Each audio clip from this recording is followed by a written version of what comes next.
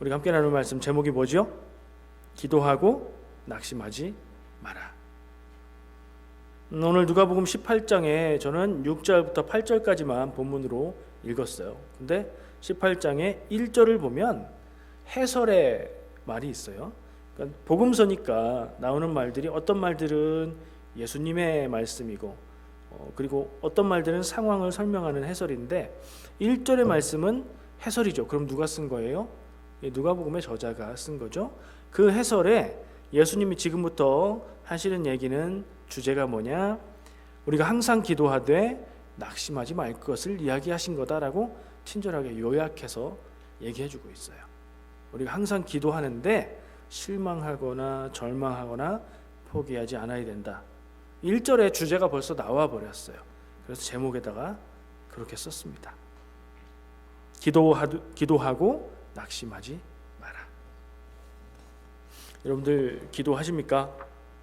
물으나마나 기도하죠. 기도하고 낙심하시는 일이 있으십니까? 모르겠습니다. 기도하고 낙심할 때가 있겠죠. 언제 기도하고 낙심하세요? 내가 원하고 소원하는 게 있어서 간절한 마음으로 기도했는데 내가 원하는 대로 결과가 안 되면 낙심이 될 수 있겠죠. 자연스러운 마음이죠. 오늘 그런 상황을 한번 생각해 보면서 말씀을 나누면 좋겠습니다. 말씀의 시작을 제 개인적인 얘기지만 저희 아버지 이야기를 잠깐 해보도록 할게요. 저희 아버지는 교육하시는 분이었다고 저는 생각하고 자랑스러워하고 있습니다. 근데 얘기를 들어보니까 교육에 관한 것만 하지는 않으셨어요. 여러 가지 일들을 하셨는데 마지막 하신 일이 유치원 원장 선생님이셨고, 그래서 그 일을 오랫동안 하셔서 고향 사람들은 저를 봐도 원장님 아들 다 이렇게 얘기를 합니다. 기분이 괜찮아요. 근데 들은 얘기에 의하면 마지막 직업이 유치원 원장님이지 그 앞에 여러 가지 일들을 하셨어요. 제 기억에 어렸을 때 닭들이 많이 있는 건물에서 금방 나온 계란을 이빨로 여기 송곳니로 양쪽을 뚫어서 쪽쪽 빨아먹었던 기억이 있어요. 그 닭들 많이 키우고 알 낳고 하는데 뭐라 그래요? 양계장. 네. 양계장 사장님도 하셨었어요. 또 이건 저는 기억이 없는데 학원도 하셨대요. 제 기억에는 뭐 영수학원이라고 그랬던 것 같아요. 어떤 학원인지 잘 모르겠어요. 근데 이 사업들은 망했어요. 사업을 해서 사업이 잘 되면 계속 그걸 하셨겠죠. 양계장이 잘 돼서 하셨으면 양계장 사장님이셨고 닭똥 냄새를 평생 맡으면서 살았어야 됐을 것이고, 학원을 해서 잘 되셨으면 뭐 학원 선생님이나 원장님이나 그렇겠죠. 그런 일들을 하셨어요. 마지막 유치원 원장님을 하셔서 명예롭게 은퇴를 하셨는데 망하셔서 사업을 바꾸셨어요. 사업을 하다 보면 망할 수가 있어요. 그렇죠? 왜 망했냐면 학원을 해서 잘 됐대요. 근데 어른들은 기억하실 거예요. 그 당시에 대통령이었던 분이 과외 전면 금지, 학원 불법, 그래가지고 학원이 폭삭망했대요. 갑자기 어느 날. 그리고 하신 게 양계장이었는데 양계장 하다가도 축산이잖아요. 축산은 뭐가 제일 무서워요? 전염병. 닭들이 병에 걸려서 다 죽었대요. 그래서 망하셨대요. 그래서 또 이제 다른 일도 하시고 결국에는 유치원 원장님을 하셨던 거죠. 아버지 얘기를 뭐 하려고 그런 게 아니라 사업을 한다는 것이 쉽지 않다. 제 기억에는 제 아버지가 그랬다는 것이 기억났고요. 우리 교회도 사업하시는 분들, 비즈니스 하시는 분들이 계시죠. 형편이 각각 다르세요. 전에는 잘 됐었는데 지금은 너무 힘든 분들도 있고 때를 타지 않는 사업이라서 감사한 분들도 있고 그래요. 그런 가정들을 제가 생각하면서 저는 어떤 마음일까요? 힘든 비즈니스를 생각할 때마다 하나님 좀 축복해 주셔서 비즈니스가 다시 잘 되고 그걸 통해서 재정적으로 풍족해지고 그 풍성함을 이웃들과 함께 복되게 나눌 수 있는 그런 사업이 됐으면 좋겠어요. 그렇게 늘 기도해요. 근데 현실은 어때요? 그게 기도한다고 다 그냥 그렇게 되지는 않겠죠. 그럼 얼마나 좋아요. 어디 사업만 힘든가요? 직장생활 하시는 분들 어떠세요? 직장이 일이 너무 많아요. 그러면 잘릴 일은 없어서 괜찮은데 너무 힘들고 바쁠 수 있어요. 직장에 일이 너무 없어요. 일이 없어서 편하긴 한데 어때요? 회사가 나를 그만두라고 하지는 않을까 걱정되죠. 실제로 회사가 어렵다, 당신까지 우리가 일할 수 없다, 당신은 좀 쉬어라, 이러는 경우들도 많이 있어요. 직장이라고 보장된 것도 아니고, 이게 우리 캘거리의 삶만 그런 건 아닐 거예요. 세상 어디 가도 다 먹고 사는 건 만만치 않은 것 같아요. 처음부터 좀 우울한 얘기를 시작을 하네요. 먹고 사는 문제, 생계의 문제, 이게 쉽지 않고 만만치 않아서 각자 사정에 따라 다르지만, 우리가 주중에 세상에서 사는 삶은, 우리가 교회 와서 기도할 때 세상에서 살면서 죄 짓고 삽니다라고 기도하지만 얼마나 치열하고 얼마나 쉽지 않은지 제가 말씀을 준비하고 생각하면서 다시 한번 절감했어요. 먹고 사는 게 참 힘듭니다. 얼마나 힘드십니까? 나는 힘들지 않아요, 그런 표정 있으신데 안 힘든 분들도 있을 수 있죠. 그러나 우리의 생활은 어떤 삶의 형편이라고 해도 평생 보장되는 건 하나도 없어요. 상황이 언제 어떻게 바뀔지 몰라요. 내가 좀 여유롭다 그러면 뭐 해야 되겠어요? 힘들고 어려운 이웃들을 살필 필요가 있는 거라고 생각합니다. 우리는 한 주 동안 세상에서 그렇게 힘들게 삽니다. 엄마들은 아이들 키울 때 육아하시느라, 직장 다닐 때는 또 직장의 일 때문에, 사업하시는 분들은 또 어떻게 우리 사업을 잘 되게 할까, 이런 전쟁 같은 삶을 살다가 교회 오죠. 교회 오면 제가 뭐라고 해요? 기도하세요. 하나님 말씀을 믿으세요. 하나님이 함께 하십니다. 뭐 이런 얘기만 하죠. 교회 오면 제가 제 마음에, 교회에 와서 목사님 우리 사업이 이렇게 힘들어요, 그러면 사업이 잘 되는 답을 그냥 제가 딱 줄 수 있으면 좋겠어요. 제가 기도 한번 딱 해주면 안 되는 게 쫙 풀려버렸으면 좋겠어요. 근데 슬프게 저한테는 그런 능력이 없어요. 그 어떤 교회도 성도들의 생활고의 문제를 직접적으로 해결해 줄 수는 없어요. 제가 너무 단정적으로 말하나요? 아니 성경에는 안 그렇잖아요. 성경에서는 병도 고쳐주고 다 그러잖아요. 그죠? 예수님은 그렇게 하셨죠. 사도들은 그렇게 했죠. 근데 지금 제가 알고 있는 교회와 목회자들은 그런 능력은 없는 걸로 알고 있어요. 어디 멀리서 들리는 소문에 지금도 어디서는 기도하면 병이 낫고 어디서는 기도하면 안 되는 게 되고 그런다는 소문은 들어요. 직접 경험해 본 적은 없어요. 교회는 여러분들의 삶의 고달픈 부분들을 공감해주고 위로해주고 기도해줄 수는 있는데 직접 해결해줄 수는 없습니다. 그리고 교회 오면 하나님 믿어라, 믿음으로 살아라, 믿음으로 인내해라, 그런 얘기밖에 못해요. 복음을 전합니다. 하나님의 사람들이 사는 방법을 얘기합니다. 예수님은 달랐죠. 근데 예수님은 능력 있는 분이셨으니까, 예수님은 배고픈 사람들이 있으면 어떻게 하셨어요? 복음을 믿어라, 하나님 믿어라, 하늘의 것을 구해라, 이러지 않으셨죠. 음식을 줘서 먹게 하시고 그 다음에 복음을 전하시고 하나님 나라 백성의 사는 법을 말씀하셨죠. 병 걸려서 아픈 사람들이 있으면 어떻게 하셨어요? 병을 치료해 주셨어요. 귀신 들려서 사는 게 아닌 사람들이 있으면 그에게서 귀신의 권세를 쫓아주시고 그에게 하나님 나라 백성으로 살라고 하셨어요. 예수님은 능력이 있으셨으니까, 사도들에겐 그런 능력을 허락해 주셨으니까.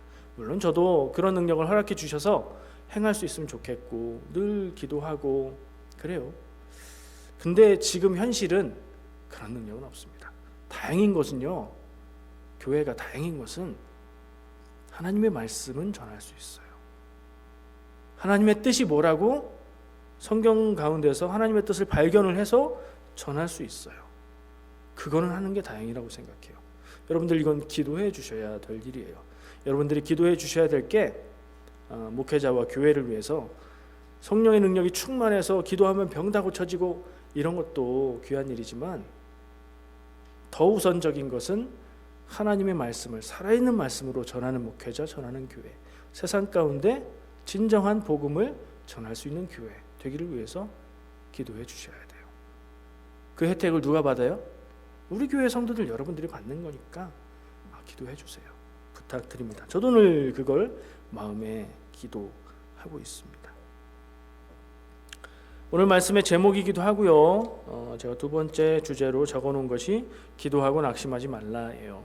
18장 1절부터 기도하고 낙심하지 말라고 얘기를 하신다. 주제를 알려주셨다고 그랬죠. 주제가 그래서 기도하고 낙심하지 말라예요. 오늘 말씀의 뒤에 이 비유로 얘기하신 내용을 다 요약하면 그 내용이에요. 기도하고 낙심하지 마라. 그 뒤에 나오는 비유의 내용이 뭔데요? 비유는 이제 예수님이 해주신 얘기예요. 사람들에게 예수님이 기도하고 낙심하지 말라는 뜻으로 어떤 얘기를 해주셨다는 거예요. 악한 재판관에 대한 이야기입니다. 기억나시죠? 어떤 도시에 재판관이 있었다. 판사죠, 판사. 어떤 도시에 판사가 있었는데 이 사람에 대해서 규정합니다. 이 사람은 하나님 두려워하지 않고 사람을 귀하게 여기지 않고 업신여기는 사람이었다. 나쁜 사람이네요. 판사가 사람 귀한 줄 모르고 하나님의 정의도 두려워하지 않는다면 판사 자격이 없는 게 아닌가요? 그럼 그 사람은 누굴 두려워하는 사람일까요? 자기가 가진 지위를 좌지우지할 수 있는 권세를 가진 사람, 자기 윗사람들은 굉장히 두려워했을 거예요. 세상에 그런 사람들 보죠. 자기가 가진 것에 아무 영향이 없는 것들은 무시하고 자기가 가진 것에 영향을 줄 수 있는 것에는 막 매달리는 그런 사람. 자, 그런 재판관이 있는데, 그러니까 한마디로 나쁜 재판관이 있는데 그 재판관에게 한 여인이 와서 부탁을 한다는 거예요. 근데 이 여인은 남편이 없습니다. 결혼 안 한 게 아니라 결혼했다가 남편을 잃었어요. 이 표현은 무슨 표현이냐면 성경의 시대에선 세상을 살 때 의지할 때 하나 없고 무엇인가 기댈 데가 하나도 없는 그런 처지를 얘기하는 거예요. 그 사람이 재판관을 찾아옵니다. 그래서 자기에게 억울한 일이 있으니 이것을 해결해 달라고 요청을 한다는 거예요. 아까 이 재판관 어떤 사람이라고요? 하나님도 두려워하지 않고 사람도 무시하는 사람이라 아무것도 아닌 아무 권력도 없는 이 힘없는 여인이 찾아와서 억울함을 풀어달라고 얘기했을 때 무시하는 게 당연하죠. 무시했어요. 그랬더니 이 여인은 아무 데도 기댈 데도 의지할 데도 없어서 또 그 재판관을 찾아갔다는 거예요. 그러기를 여러 번. 어느 정도로요? 너무 찾아오는 게 귀찮아서 얼굴만 봐도 깜짝 놀랄 정도로 찾아간 것 같아요. 그랬더니 이 재판관, 그것도 불의한 재판관이 하는 말이, 내가 이 사람의 소원을 안 들어줬다가는 내가 더 귀찮아서 힘들겠구나. 내가 하나님도 두려워하지 않고 사람도 무시하지만 내가 귀찮아서라도 이 여인의 억울함을 풀어줘야 되겠다 하고 풀어줄 거라는 예수님의 얘기예요. 그렇게 예수님이 얘기를 전하시고 이어서 하신 말씀이 우리가 읽은 말씀이에요. 악한 재판관도 그렇게 할 건데 하물며 하나님께서는 하나님의 택하신 사람들을 어떻게 하겠느냐? 우리가 기도하는 것을 무시하고 안 들어주시겠느냐? 속히 들어주실 것이다 하는 얘기를 예수님이 하시는 거예요. 그리고 이 전체 이야기의 핵심은 다시 1절에서 얘기한 뭐라고요? 오늘 말씀 제목, 기도하고 낙심하지 말라. 예수님의 이 이야기를 들으시면, 제가 간략하게 전했어요. 간략하다고 했지만 성경에 써있는 원래 원본보다 내용이 길어지죠. 풀어 얘기하다 보니까. 어떠세요, 마음이? 예수님이 여러분들에게 그 얘기를 지금 해줬다고, 예수님의 얘기를 직접 들었다고 생각해 보세요. 딴 사람이 아니고, 제가 아니고 예수님이 여러분 앞에서 재판관 이런 사람이 있었는데 이랬어. 근데 하나님이 그런 재판관 같지 않으신 너희를 사랑하는 하나님이 어떻게 하시겠니? 라고 얘기를 하신다면 여러분은 기분이 싹 나쁘실까요? 뭔가 좀 마음에 위로가 되고 힘이 날까요? 위로가 되는 게 맞는 것 같아요. 예수님의 이 말씀은 우리에게 위로를 줍니다. 위로를 받으면서 동시에 저는 약간의 시간 차이로 이상한 감정이 느껴졌어요. 이상하다. 현실은 하나님이 들어주신다고? 왜요? 여러분들 경험, 신앙의 경험에 한번 되짚어 보세요. 다른 복잡한 생각하지 마시고, 내가 하나님께 기도해서 바로 응답받은 적이 몇 번이나 있던가? 있긴 있겠죠. 하나님께 기도해서 바로 응답받은 적이 있든가? 없을 수도 있어요. 아예. 우리의 경험은 이 예수님의 이야기와 좀 다른 느낌이에요. 우리는 기도합니다. 기도하지만 하나님은 내 기도를 곧바로 응답하지 않으셨던 것 같은 경험이 더 많게 느껴집니다. 저는 그래요. 동감이 안 되세요? 저는 그래요. 여러분들은 어떨지 모르겠어요. 여러분들 경험을 생각하시면서 나눠보시죠. 우리는 어떻게 생각해야 될까요? 이 예수님의 말씀을 듣고 보고 이해한 것과 우리의 내 삶의 현실이 다른 것처럼 느껴질 때 어떻게 생각해야 될까요? 아, 예수님이 거짓말하셨나? 그런 건 없죠. 예수님이 거짓말하는 건 없어요. 성경이 잘못됐나? 아니, 그런 것도 없어요. 그러면 뭐가 잘못됐어요? 내가 잘못됐나? 이렇게 생각할 수 있죠. 내가 뭘 잘못됐지? 난 기도한 건데. 거기에 이제 긴 얘기가 붙죠. 기도하려면 하나님의 뜻대로 구해야 되고 온전히 기도해야 되고, 그런 거 다 내려놓고 오늘 말씀을 볼 때 예수님이 하나님의 마음을 얘기하시면서 악한 재판관도 그렇게 할 건데 하물며 하나님은 어떻게 했느냐라고 얘기하셨는데 이상하다, 그런 생각이 들어요. 내가 믿음이 부족한가? 뭐 그렇게 해버리면 간단해지는데 좀 억울해요. 그리고 그런 생각을 하다 보니까 아닌 것 같아요. 제가 본 믿음 좋으신 분들, 정말로 와, 정말 믿음의 사람이다 이러셨던 분들도 기도한다고 다 바로바로 되지 않고요. 그분들도 다 어려움 겪고 고난을 겪고 그래요. 우리랑 똑같아요. 그런 걸 생각해 보면 그렇게 단순하게 생각할 문제는 아닌 것 같습니다. 오늘 말씀을 다시 한번 볼 필요가 있어요. 그러니까 말씀을 볼 때 어떤 때는 내 마음대로 볼 때가 있어요. 이 말씀을, 예수님의 말씀을 들으면서 우리는 어떤 생각을 해요? 아, 재판관도 그런데 사람도 그런데 하나님은 더 많이 우리의 마음과 뜻을 헤아리시고 들어주시고 우리의 소원을 들어주시겠구나. 나는 그렇게 듣고 싶은 거죠. 근데 그렇게 생각하다 보니까 이상한 거예요. 말씀을 다시 봐야 돼요. 말씀을 보면요, 제가 발견한 것은 첫 절에서 말하시는, 오늘 이 얘기 계속 반복할 거예요. 기도하고 낙심하지 말라. 이 주제가 기도는 바로 응답되지 않는다. 우리의 삶 가운데 어려움이 반드시 온다. 기도해도 어려움이 쉽사리 사라지지 않는다는 것을 전제하고 있어요. 왜 그렇죠? 기도하고 나서 낙심을 왜 해요, 우리가? 하나님이 주실 것을 믿고 기도하는데 왜 낙심해요? 감사하면서 기도하고 감사함으로 기도 응답 받으면 되는데 내가 원하고 기대하는 기도 응답이 바로 안 오니까 낙심하는 거죠. 성경 말씀에 어떤 말씀을 읽고 나는 기쁨에 이렇게 기도하면 바로 들어주시겠구나 해서 기도했는데 그렇게 안 되는 거예요. 그럼 낙심, 실망, 절망, 좌절. 왜 그렇지? 기도 하나만 한가? 기도해도 안 들어주시나? 내 기도가 잘못됐나? 막 이렇게 되는 거예요. 예수님이 기도하고 낙심하지 말라고 한 말 가운데서는 우리는 기도한 다음에 낙심할 수밖에 없는 상황을 만나게 되겠구나, 이런 생각을 한 거죠. 악한 재판장의 비유도 비슷한 생각을 읽을 수 있어요. 거기서 얘기할 수 있는 게, 이 남편 없는 이 여인이 재판장을 얼마나 찾아갔을까요? 횟수로 얘기할 수는 없겠지만 대략 재판장이 이 사람이 찾아오는 걸 거절하는 그 귀찮음이 이걸 해결해 주는 것보다 더 힘들고 어렵고 괴로우면, 그 정도 찾아오면 됐겠죠. 그러면 그대로 적용해 볼까요? 하나님 앞에 우리가 소원을 기도하고 응답을 기대할 때도 하나님이 귀찮아서 들어주실 정도로 많이 기도해야 된다, 이렇게 이해가 되잖아요.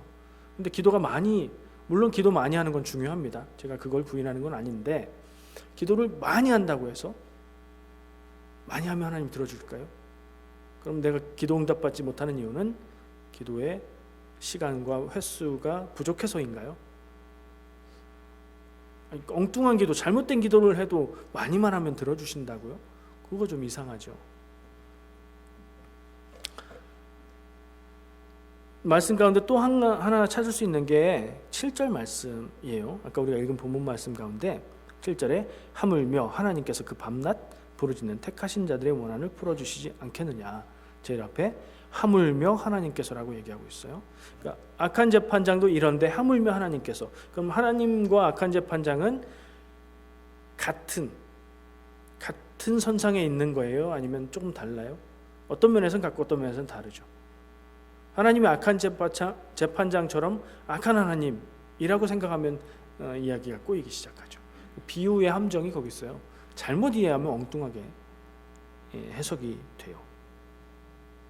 그런 생각을 하다 보니까 결국에 오늘 말씀의 핵심은 처음 얘기한 대로 기도하고 낙심하지 말자는 얘기구나. 기도하고 낙심하지 말고 기도하고 또 기도하라는 얘기구나. 응답이 좀 내가 기대하는 것보다 늦게 와도 낙심하지 말고 기도하라는 얘기고, 응답이 내 생각과 다르게 와도 낙심하지 말고 기도하라는 얘기구나. 그렇게 받아들이게 됐어요. 왜냐하면 말씀을 읽어봐도 하나님이 내가 기도한 대로 그대로 들어주실 거다, 이런 얘기는 없더라고요. 그게 사실은 우리가 기대하는 바인데 그런 얘기는 없어요. 우린 교회 다닙니다. 교회 다니니까 기도하죠. 기도하는 게 맞고 기도하는 게 익숙하고, 교회 오면 기도하라고 하고 기도합니다. 근데 기도할 때 이런 생각을 하다 보면 묘한 느낌이 들어요. 하나님이 내가 기도해도 안 들어주신다는 생각을 내가 경험적으로 하고 있으면서도 기도를 한단 말이에요. 그럼 우리의 믿음은 어디 있는 거예요? 하나님이 응답하실 것을 믿고 기도하는 게 아니라 하나님이 응답 안 하실 것을 믿고 기도하는 건가? 막 이런 이상한 생각도 들어요. 오늘 말씀의 초점을 잘 볼 필요가 있어요. 오늘 말씀의 초점이 어디 있을까요?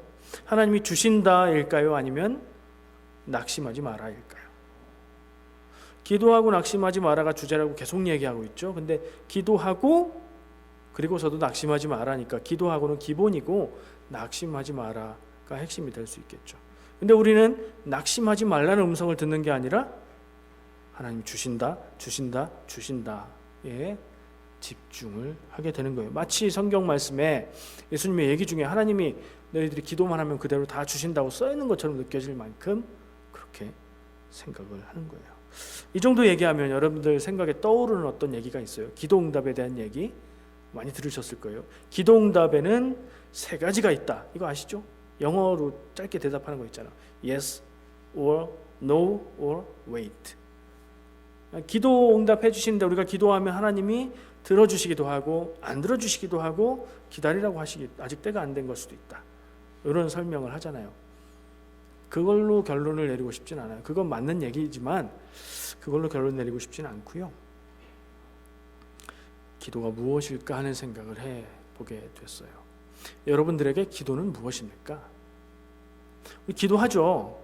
일어나서도 기도하고 자기 전에도 기도하고 밥 먹을 때도 기도하고 교회 와서도 기도하고 기도하고 싶으면 기도하고 마음이 답답하면 기도해요.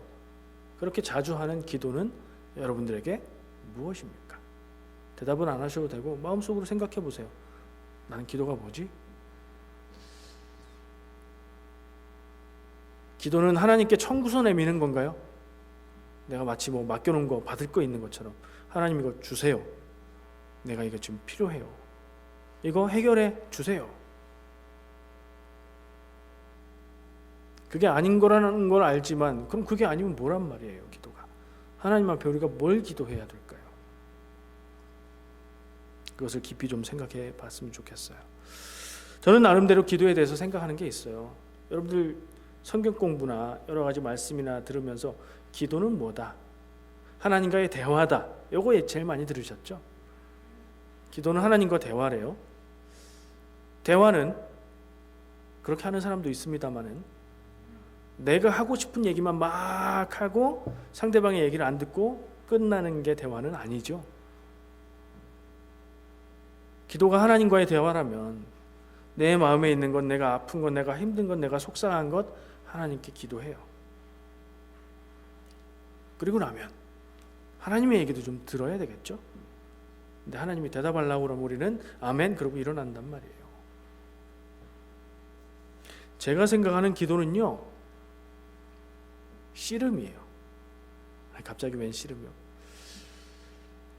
기도는 씨름하는 것, 운동 씨름이라는 표현보다는 우리가 뭔가를 두고 열심히 간절히 막 애쓰고 그러면 씨름한다 이렇게 표현하잖아요. 그런 씨름이요. 기도가 씨름이다. 딱 들어맞는 예가 성경에 있어요. 구약에 야곱이라는 사람이 파란만장한 인생을 살고 고향으로 돌아가다가 아직도 형님과 원수진 일이, 그래서 형님이 날 죽이려고 하는 게 두려워서 자기 재산들과 아내들과 다 먼저 보내고 자기 혼자 남아서 있는데 밤에 어떤 사람이 나타나서 갑자기 씨름을 한다고 성경이 얘기하고 있어요. 밤새도록 씨름을 했답니다. 날이 밝아져서 이제는 그 사람이 가야 된다, 나를 놔라 하는데 안 됩니다. 나를 축복하기 전에는 갈 수가 없습니다. 해 뜨면 가야 되는 거는 귀신인가요? 그런 거 아니죠. 우리는 하나님의 천사로 알고 있습니다.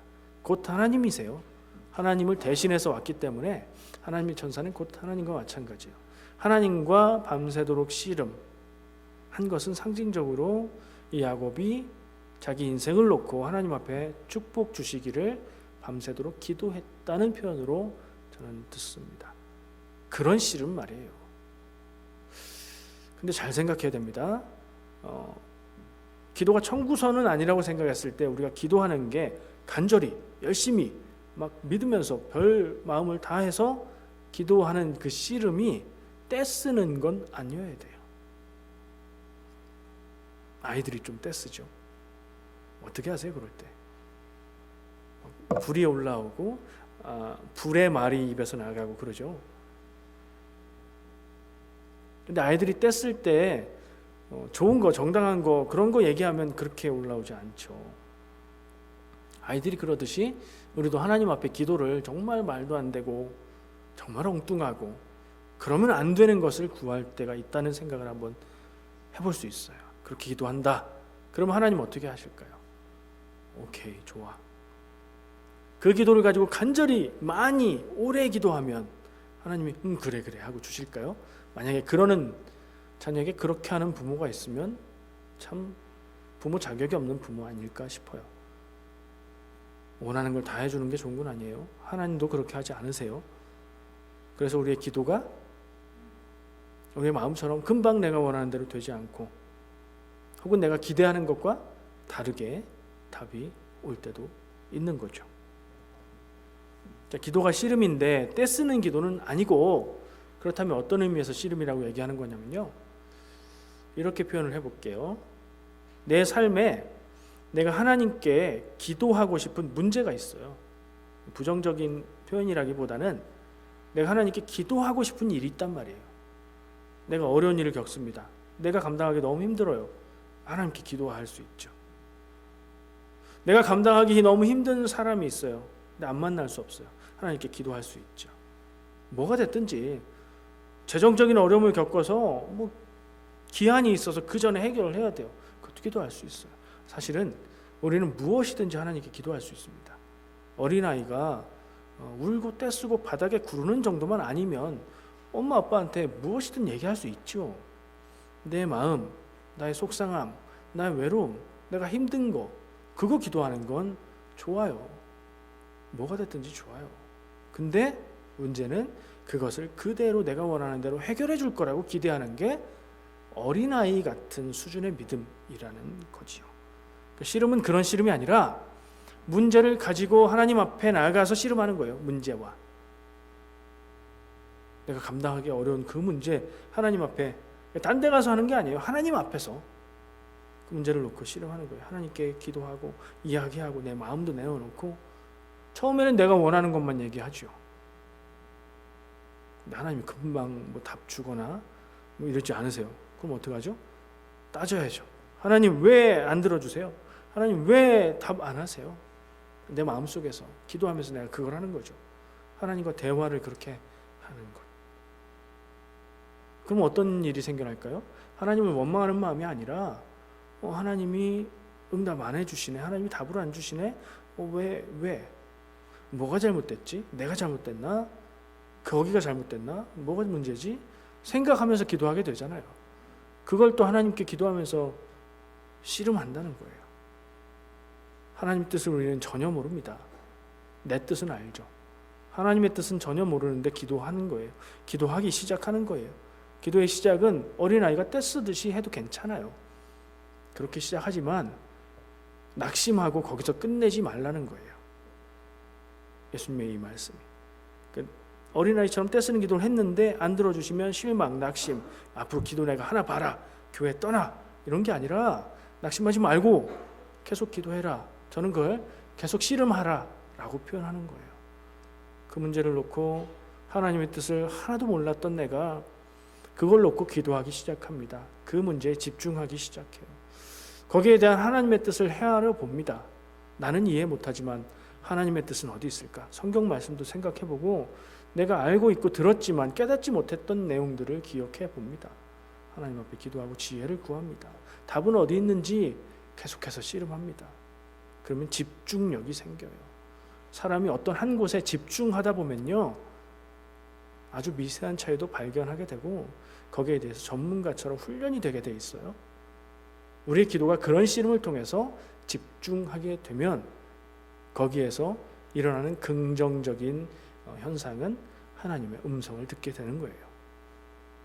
처음에는 하나님이 말씀하셔도 못 알아들어요. 이해가 안 돼요. 근데 집중하다 보니 그 문제를 놓고 하나님과 씨름하다 보니 하나님이 말씀하시면 알아들을 수준이 되게 되는 거죠. 그런 면에서 기도는 씨름이다 라고 얘기하는 거고, 그렇게 생각했을 때 기도하고 바로 응답이 없다고 바로 낙심하고 포기하고 절망하지 말고, 그러지 말고 계속 기도하라는 말씀으로 듣는 겁니다. 오늘 말씀을 생각할 때 두 가지. 첫 번째, 우리가 해야 될 건 뭐예요? 기도죠. 기도. 해야 할 건 기도. 어이구야.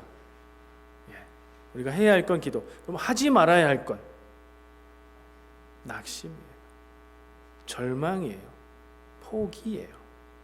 내가 믿음으로 사는 거 절망하고 포기하고, 내가 하나님 앞에서 내게 주신 문제를 하나님의 뜻으로 해결하고 풀고 넘어나가는 것을 포기하고 낙심하고, 그건 하지 말아야 되고. 우리는 이 씨름에서요, 기도에서 지면 안 됩니다. 낙심하고 포기하면 지는 거고요. 근데 지면 안 돼요. 포기하지만 않으면 안 지는 거예요. 지지 않아요. 포기하지 않고 계속 기도합니다. 씨름합니다. 힘들죠. 쉽게 해서 좋은 답이 나오면 정말 좋은데 인생이 그런 게 있네요. 어디? 조금 투자해서 많이 얻는 거는 없어요. 너무 쉬운 걸 가지고 큰 걸 얻을 수가 없어요. 그런 일들이 가끔 있어요. 복권을 사서 당첨됐다든가 이런 거. 근데 그 결과는 나에게 그렇게 가치 있는 것으로 작용하지 않아요. 귀중한 건 힘들게 힘을 들여서 마음과 시간을 쏟아서 얻는 게 맞아요. 하나님의 뜻을 그렇게 알아가고 그 씨름과 그 기도를 통해서 우리는 승리할 수 있어요. 그렇게 나가야 돼요. 뭐만 하지 않으면, 낙심하지 않으면요, 포기하지 않으면요. 여러분 혹시 기도하다가 너무 오래 기도했어, 너무 힘들어, 하나님은 안 들어주시나 봐, 그런 생각 든 적 있으세요? 그냥 내 생각, 내 마음만 계속 주장하면, 나는 변하지 않고 그 기도만 계속한다면 변함이 없을 거예요. 그러나 기도는, 제가 말하는 씨름의 기도는 기도하면서, 씨름하면서 내가 변화돼야 돼요. 내 생각이 변화되고 내 관점이 변화되고 하나님 뜻을 내가 알게 되는 거예요. 그렇게 되면 결론은 포기하지만 않으면 그 씨름에서 이기는 거예요. 그 문제는 내가 넘어갈 수 있게 되는 거예요. 연약해서 이전에 넘지 못했던 문제인데 그 문제를 놓고 씨름하고 기도하다 보면 우리가 커지고 성장하고 성숙하고 능력이 생겨서 넘어갈 수 있는 능력이 되는 거예요. 하나 넘어가면 근데 또 다음 게 있기는 해요. 인생이 끝날 때까지 편안한 아무 문제가 없는 날은 없기는 해요. 그러나 우리는 그런 씨름과 싸움 속에서 성장하고 성숙해 가는 거예요. 인생도 그렇고 믿음도 그렇고. 복 있는 삶을 살고 싶으십니까? 하나님께 기도하죠. 성경에 있는 복 있는 사람 이런 것도 묵상하면서 그럼 어떻게 살아야 될까요? 저는 늘 말합니다. 복 있는 삶을 살고 싶으면 복 받을 삶을 살아라. 복 떨어질 삶을 살면서 복 달라고 기도한다고 해서 주시지 않는다. 여러분들 그렇게 사시기를 축복합니다. 여러분들에게 주시는 그 문제들이 문제가 아니라 축복이 되는 순간은 이 기도의 씨름을 통해서 그것을 이길 수 있는 믿음으로 자라날 때 그것이 축복이 되는 줄 믿습니다. 구체적인 보기를 좀 드려볼게요. 몇 가지 안 됩니다. 씨름해야 될 문제, 우리가 발견하지 못하는 기도를 가로막고 있는 장애물들이 있어요. 첫 번째, 내가 하나님의 뜻을 너무 몰라서, 조금 전에 제가 얘기한 대로 거기에 적용해보면 씨름을 하면 할수록 씨름 기술이 늘어서 하나님의 뜻을 알게 되고 그리고 기도가 바뀌게 되고 그 문제에 대해서 우리가 승리하게 된다. 그러니까 이거 시간이 필요하다.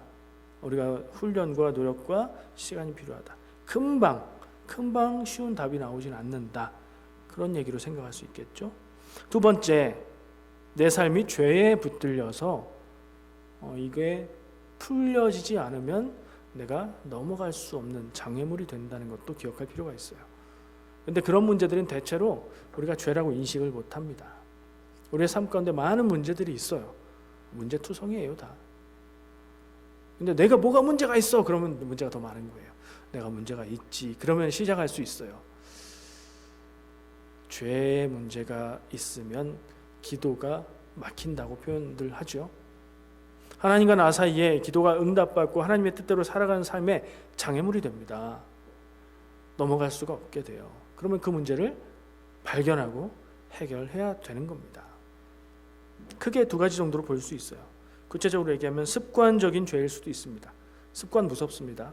우리가 습관적으로 하는 일들 우습게 여기면 안 됩니다. 우리 인생을 결정하는 건 큰 인생의 목표가 아니라 작은 나의 습관일 수도 있어요. 내가 깨닫지 못한 죄일 수도 있습니다. 이거는 깨닫게 해주시기를, 죄에 민감하기를 우리가 구해야 됩니다. 어쩌면 풀지 못하고 꼬여있는 사람 사이의 관계 때문일 수도 있습니다. 형제와 화해하지 못한 일이 생각나면 화해하고 와서 제물을 드리라고 말씀하셨죠.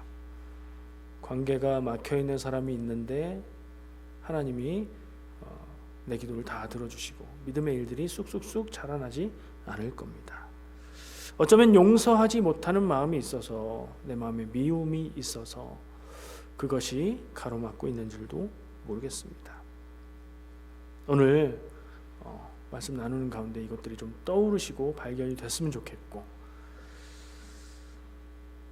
씨름하는 기도를 통해서 그것들을 발견해내고 내 삶 가운데서 제거해내는 삶이 되시기를 축복합니다. 그래서 이 씨름에서 낙심하지 않고 포기하지 않고 모두 승리할 수 있기를 축복합니다. 기도하겠습니다. 사랑과 은혜 주님 감사합니다. 오늘 예수님이 주신 말씀